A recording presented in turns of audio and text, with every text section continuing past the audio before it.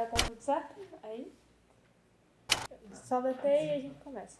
Olá pessoal, sou Tatiana Sorrentino e vim conversar um pouquinho com vocês sobre uma obra que está sendo publicada nos próximos dias, que se chama Uma Breve Discussão sobre Acessibilidade na Web. A obra ela fala sobre uma questão muito importante, que é um convite para que a gente reflita sobre a acessibilidade para deficientes visuais na web. Como sabemos, a web ela foi criada para ser aberta, para ser democrática, para que todas as pessoas possam usar em toda a sua plenitude. Só que pesquisas indicam que pessoas com deficiência utilizam a web e as tecnologias relacionadas em um nível inferior com relação às pessoas sem deficiência. Esse é um dos problemas que o livro traz para a gente refletir, e a acessibilidade é um problema que traz desafios ainda.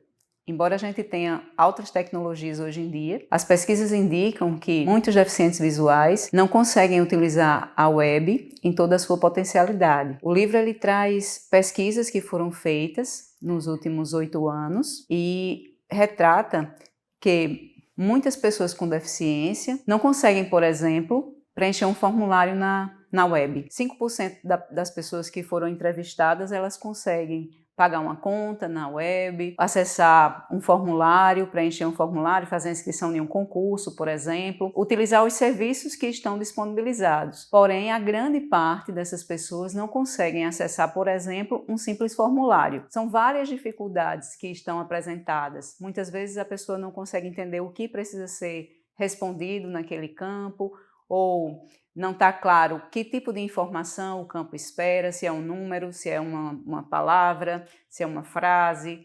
Então, muitas informações, não está claro como preencher, não está claro o que vai acontecer quando a pessoa vai acessar em um botão, vai clicar em um botão. Então, isso torna muito complexo a utilização de formulários principalmente, mas existem outros desafios também.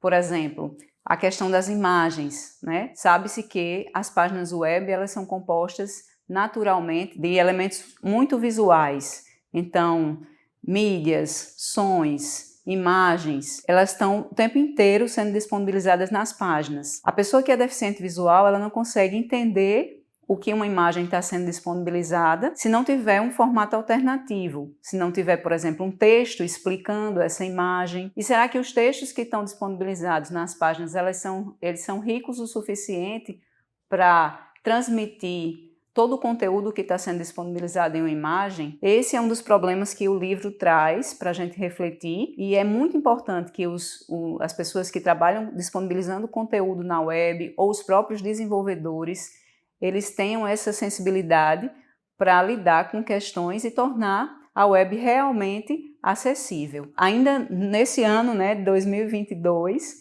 a gente verifica que a inclusão digital ainda não é uma realidade, ainda traz desafios incluir essas pessoas para que eles possam fazer todas as operações que estão disponibilizadas. Mesmo depois de uma pandemia, a gente percebeu que esse momento aí de pandemia, a tecnologia foi o principal meio de inclusão social, inclusive, e isso traz mais uma reflexão, o quanto essas pessoas elas ficam isoladas, elas ficam excluídas da sociedade por não conseguir utilizar esses espaços. É importante destacar que os padrões recomendados para a acessibilidade na web começaram a ser discutidos em 1997. Leis específicas para a acessibilidade também existem já faz muitos anos. Porém, muito desse material, das orientações, das recomendações e das leis não são conhecidos. Em uma pesquisa que fizemos há um ano, mais ou menos, analisamos as ementas dos cursos superiores de tecnologia das principais universidades brasileiras e verificamos que a grande maioria delas não tem disciplinas específicas que tratam sobre acessibilidade. Então, é importante também para os educadores conhecer esse material, refletir um pouco sobre a necessidade de incluir nesses cursos essas recomendações para que as pessoas, os novos profissionais, os novos desenvolvedores também saiam com essa bagagem